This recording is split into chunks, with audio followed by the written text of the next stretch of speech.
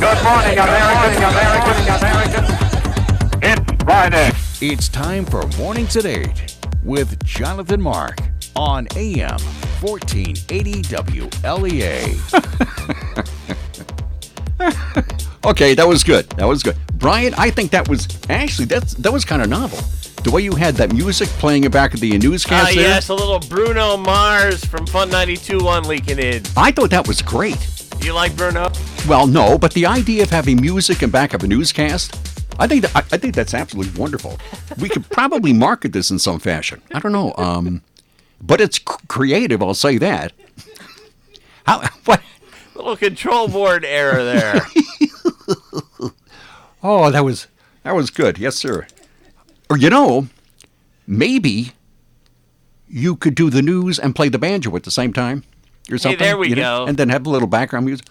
Okay, let me see. Where was I? Well, there wasn't much of anywhere. It is Friday. Finally, Friday. Yay and yippee. I was in the garage yesterday doing something or other, and in the summer, I didn't really notice. All during the spring and the summer, you don't really notice. But there are snow shovels out there, right? And with the weather starting to change, all of a sudden yesterday, I looked at the snow shovels and said, uh-oh, there are snow shovels. Yipes. So now they look like snow shovels, and with the way the weather's changing, hey, you never really know. Well, let me see what's going on here. As a matter of fact, there's a lot going on. And I have so many stories this morning, there's no way I'll get to them. Locally, the Hornell IDA held its monthly meeting yesterday. And Bill Dugan was there with our video camera. And he wrote a very, very interesting story, very well done. It's on our webpage. It's still up there, I'm sure. And IDA Director Jim Griffin announced that the IDA meeting starting January 1st will now be live streamed on Facebook and then put up on the IDA's website and then stored for future viewing for 5 years. And that was recently mandated by the state for all IDAs. So that'll be going on. And also, video conferencing equipment may be added to their conference room to have better contact with other IDAs and similar agencies. So, and there's also a video of Jim Griffin telling us about that, about the live streaming. Also, what else? What else at the meeting? Oh, the board, the IDA, also granted Rockland Silk Mill Apartments an extension because of a pending environmental study that needs to be done. And I think the idea of the Rockland Silk Mill Apartments is an absolutely great idea. I mean, what do you do with something like that? Apartments. Housing is at a premium in Hornell. We need more housing, right? So turning that into apartments, I think, is an absolutely great idea. So that went on at the IDA meeting. And, a lot of people wonder, well, what does the IDA do? What do they talk about? Well, if you access their Facebook page starting January 1st, you'll be able to see the entire meeting. And I think that, too, is a very, very good idea because people wonder exactly what do these people do? What does the IDA do? What issues do they address and all that? And it'll be right there. Everybody that can see it. So that's good.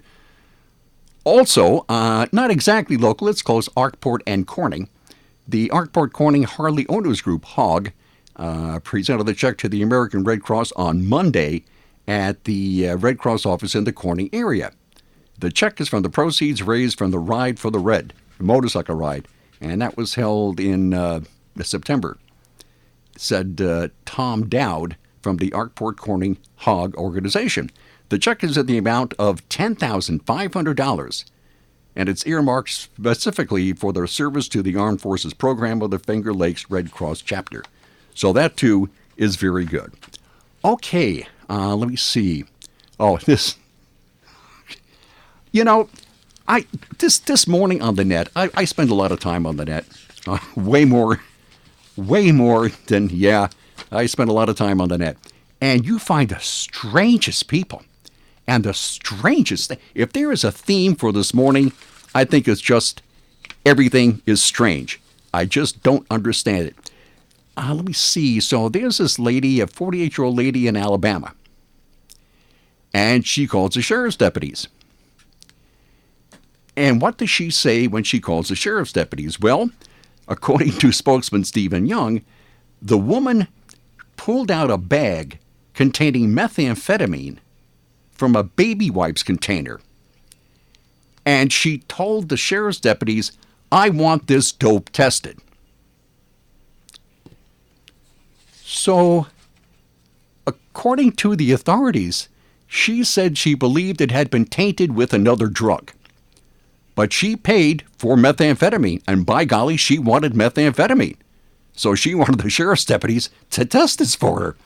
Well, I don't know. It's just, Young says the woman acknowledged taking the drug, but couldn't remember exactly when. What a surprise. The newspaper reports the woman was charged with all kinds of stuff, and she was in jail on $2,500 bail. And there you go. And looking at, there's a photograph of her. Ooh, yeah, she looks like she does meth. Yep, absolutely. What else? And this, boy, just when you think you've seen everything, we have, actually, there are two stories, totally unrelated, but both of them are so far out there, I can't believe it. There's a new type of video out there. It started in South Korea, and it's called mukbang, M-U-K-B-A-N-G. And it's a portmanteau word. In other words, it's two words that are mashed up. It's two Korean words for eating and broadcast. So mukbang is two words, eating and broadcast, and translating to English, it's eatcast. And what this is about is people live stream themselves eating enormous amounts of food. And I'm talking enormous amount of food. So they'll sit there and stuff their faces with everything. I mean, you're talking massive amounts of ramen, hamburgers, chicken wings, seafood, crab, lobster, all that stuff.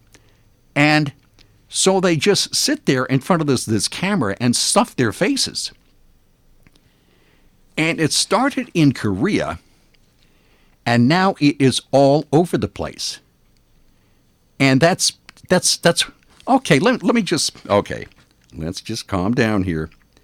Okay. It's on YouTube, it's on Facebook, it's on Instagram, and other weird places like that. So Ashley Cobb, she's a math teacher in Washington, D.C., is also a fan after one of her 8th graders turned her on to the videos. And Cobb said it's fun and soothing to watch people dip food and sauce and eat with so much enjoyment. The footage transports her to, quote, a different place and has a way of making you leave reality for a second. Yeah, I think the key word there is leave reality. So, but get this. Such glowing feedback is pure gold to top creators like Bethany Gaskin in Cincinnati. The 44-year-old woman, who has 2.2 million subscribers on her Bloves Light channel on YouTube, is a top earner. This lady is making more than $1 million in ad money. $1 million in ad money on YouTube, stuffing her face. How? What? So anyway, let me see. Among her followers, she counts Cardi B, a name I recognize. She's a singer, a rapper, or something like that, and Amber Rose. I don't know who Amber Rose is, but I know I've heard of Cardi B.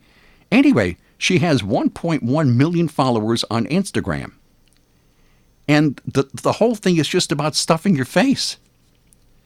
Now, who's this Victor Chang character here? I should have made a note of this. Anyway, I got it. Okay. The core principle behind mukbang is that eating is a social activity, says Victor Chang, marketing manager for the South Korea-based fried chicken restaurant chain Bonchon. So I don't know if they have the Colonel Sanders there, but anyway, maybe Colonel Chang or something. Anyway, it's a way of connecting people through meals, even though they are miles apart. So some mukbangers avoid speaking in their videos, using specialized microphones to heighten the crunches and slurps. I think that's totally disgusting. What could be more disgusting than listen to somebody eat, in front of a microphone? I think that's terrible. But others, like Gaskin, are in it for the chatter. Visiting with Gaskin on the YouTube as she talks, dips, and eats feels like catching up with the neighbor over the backyard fence. Now, even though this lady eats for a living and she's making a lot of money, at 4'11" and about 130 pounds, she has a very fast metabolism for which she's grateful, so she can just make money stuffing her face in front of a camera. It's very strange. Here's another guy who has 3 mukbang channels under the handle Nikocado Avocado with 1.7 million subscribers. I mean, these people are making a lot of money just eating. And considering, what we've heard about South Korea, you think that they really don't have a lot. I guess they have a lot of money there because they make a, living eating, or that's where this thing started, as opposed to North Korea, where they live on roots and berries. So obviously they're doing a lot better in the South than they are in the North. But the very idea of, I don't know, man, you find out some strange things on the net. You really do. And there's a picture of this lady just chowing down on what looks like chicken wings or something. There's another one. She's slurping up ramen. Ugh. There's a picture of a guy. He has, I would say, probably 800 pounds of food in front of him. You have hamburgers, and you have chicken wings, and you have spaghetti, and you have ramen, French fries. And that's how they spend their day, is eating and making money doing it. Okay, fine. What else? This is from NBC News, and talk about strange. Okay, that's a little weird. This is really sad. NBC News. A friend lights Michigan boy, 12, on fire in fire challenge stunt. I really think that people are going insane. I mean, you really are. A Michigan mother whose 12-year-old son was badly burned after a friend set him on fire in a social media stunt is warning others about the fire challenge. Tabitha Cleary of Dearborn Heights of Detroit said that her son suffered second-degree burns after a friend sprayed him with nail polish remover and then set him on fire. The 12-year-old was hospitalized for 4 days after the stunt on Saturday at a friend's house. And it's some kind of a challenge that's going around with young people. I mean, really young people, and young people not really thinking too clearly. The first time, it was a little tiny fire, Jason told a TV station. So the second time, the flames flared up. The boy described being in pain in the back seat as he was rushed to the hospital by his mother, who heard screaming outside before finding her son burned. And the so-called fire challenge is not new. The University of Iowa's Injury Prevention Research Center says on its website that the fire challenge started showing up around 2010. And other dangerous pranks, like the one involving hot water, followed several years later. What? Okay, fine. I think we have a phone call. I heard the phone ring. And who might that possibly be? Let me see. How about Rob Carolyn? Am I would right? be correct. Very good, very good. Nice guess, eh? Okay. Oh, very good. So, I'm impressed. how are we doing weather-wise? Not that great this morning, Jonathan. We've got a lot of cloudiness out there this morning, but the good news is we're starting to see some clearing off to our north, to our west, and to our south, and eventually the cloudiness overhead is going to have a tendency to erode, and the sun's going to come out, and it'll turn into a pretty nice day. In fact, we're in for a very nice day tomorrow, if you don't mind the temperatures being a little bit below normal. Saturday, the better of the 2 weekend days, does look like a front may bring us some showers for Sunday. Today, the clouds will eventually give way to some sun, We're going to get up to about 55 to 60 later this afternoon. Sunrise earlier this morning was at 7:11. It sets tonight at 6:46. We're clear. Chilly tonight. Take the jacket if you're headed out. Overnight lows are 35 to 40. National Weather Service has put the area under a freeze watch. I do think some patchy light frost is a possibility, especially in some of the low-lying spots overnight. Now tomorrow, with high pressure covering the northeast, looks like a beautiful day. Lots of sunshine and breezy, 60 to 65. We do start to cloud up tomorrow night, where breezy lows will drop down to around 50. Then cloudy and breezy with scattered showers during the day Sunday, milder 65 to 70. A shower should be over Sunday night, and we'll start to get back into sunshine early next week. Okay. I was telling our listeners the beginning of the show is all through the spring and summer, I'm working in the garage, and there were snow shovels, and I don't really notice them. And yesterday I walked in the garage and looked at the snow shovels and said, uh-oh, there are snow shovels. Okay, yeah. Very good. It's changing. It is. So are the trees, so are the leaves, and they've got lots of snow out west again this weekend, so sooner or later we'll be seeing it. Okay, thanks, I guess. See you next week, Rob. Bye. You got it. Bye. From the Fox Sports Studios in Los Angeles, here's Eddie Garcia. Busy Thursday night in sports with a pair of postseason baseball games and an NFL contest. We'll start with baseball, where we had a pair of game ones in the National League Divisional round. The Cardinals beat the Braves in Atlanta 7-6. St. Louis scored twice in the eighth inning, 4 more times in the ninth, and held off a late rally by Atlanta to get the victory. Marcell Ozuna and Colton Wong each drove in a pair of runs for St. Louis, and Paul Goldschmidt added a solo homer. The Dodgers at home shut out the Nationals 6-0 behind starting pitcher Walker Buehler's 6 shutout innings. They allowed just 1 hit with 8 strikeouts. Max Muncy was the hitting star for the Dodgers, going 2 for 3 and driving in 3 runs. Week 5 in the NFL got underway with Thursday Night Football in Seattle, where the Seahawks held off the Rams for a 30-29 victory. Now, LA kicker Greg Zuerlein had a chance to win the game with 15 seconds to play from 44 yards out, but pushed the kick just wide right. Seattle quarterback Russell Wilson had a huge night, 17-23 passing, 268 yards, 4 touchdowns. Seattle's 4-1 with the win, LA 2-2 with the loss.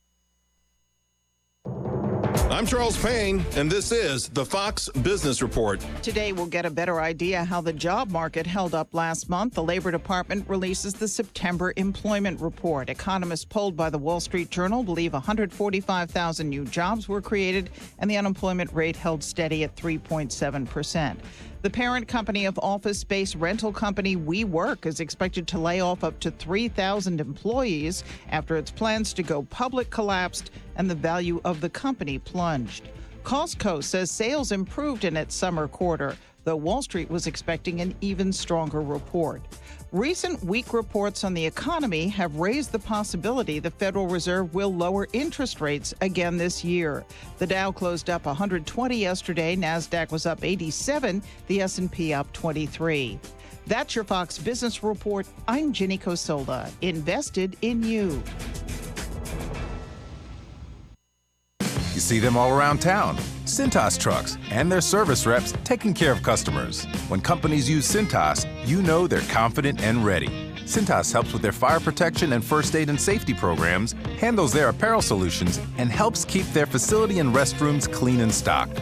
So you know those companies care about their employees, facilities, and image. When all those things work together, they're ready for business. Oh, I'm ready! Get Cintas and get ready for the workday. The Ryan Agencies, your local, independent insurance agencies. The Ryan Agency is not beholden to any one insurance company. They work with many companies, offering unbiased insurance advice. Their interest is seeking your best interest. Contact the Ryan Agencies. Good people offering unbiased advice, seeking your best interest. Insurance protection you can rely on. The Ryan Agency.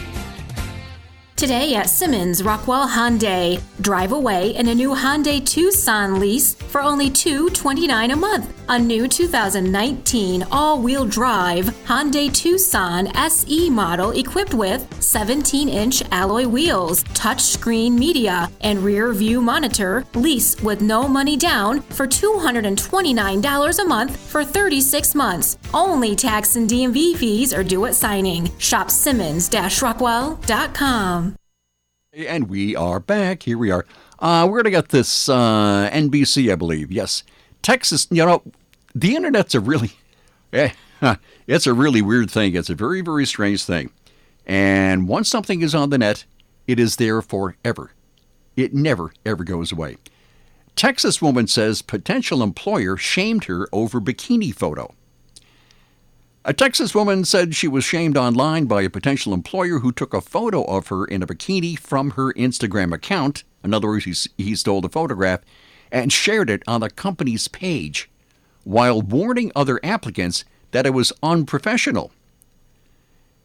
Emily Clow, who according to her Twitter account lives in Austin, she applied for a marketing coordinator job at a startup company. So Clow told NBC News in a phone interview Wednesday that shortly after applying, a company representative reached out to her and said the firm wanted to move ahead with the application process and recommended that she follow them on Instagram, hoping to improve her chances of landing the job. She did. But as she was scrolling through the company's Instagram story, Clow said she saw a photo of herself in a red two-piece bathing suit with a warning message to potential applicants. This is kind of creepy.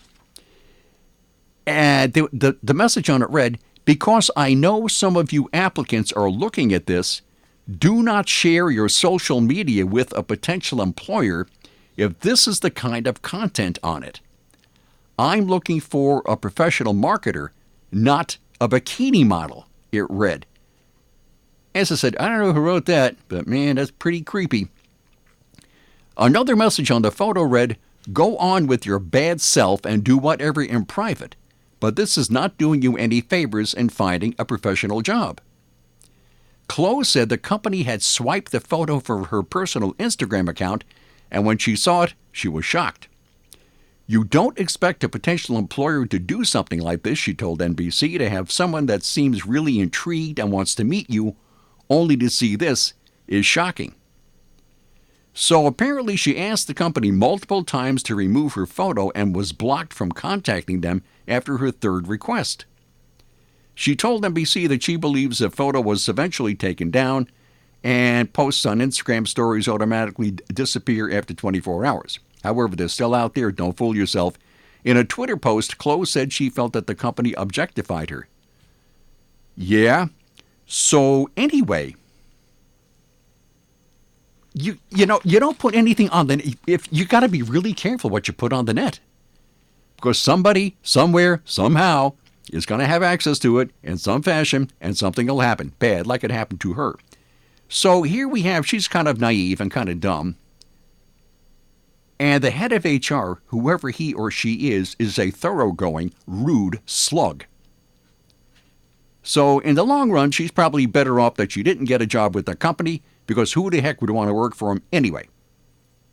But the fact is that she shouldn't have posted that photo, and they shouldn't have stolen it and shamed her and all that stuff. And it just, wow, man, that is really weird. And on the slightly out of this world category, we have this. In a startling interview, NASA's Planetary Science Division Director Jim Green has said the space agency is close to, quote, making some announcements about finding life on Mars, but that we are not ready for it. It'll be revolutionary, Green said with an interview with the Telegraph. It's like when Copernicus stated, "No, we go around the sun." Right? Completely revolutionary. It'll start a whole new line of thinking. I don't think we're prepared for the results. We're not. He added that he's worried because he believes NASA is close to finding life and making an announcement about it, but wonders what will happen afterward. What happens next is a whole new set of scientific questions, he said. Huh. Yeah, I guess so. Well, there are two possibilities. Either we are alone in the universe, which is a kind of a creepy thought, or we're not, which is also creepy. You can't win. I'd rather not know. You know what I mean? I'd just rather not. Yeah, either we are or we're not. That's a little weird. Okay, fine. Well, it was kind of an unusual type of show here. And I will see you Monday at 8:05. Bye.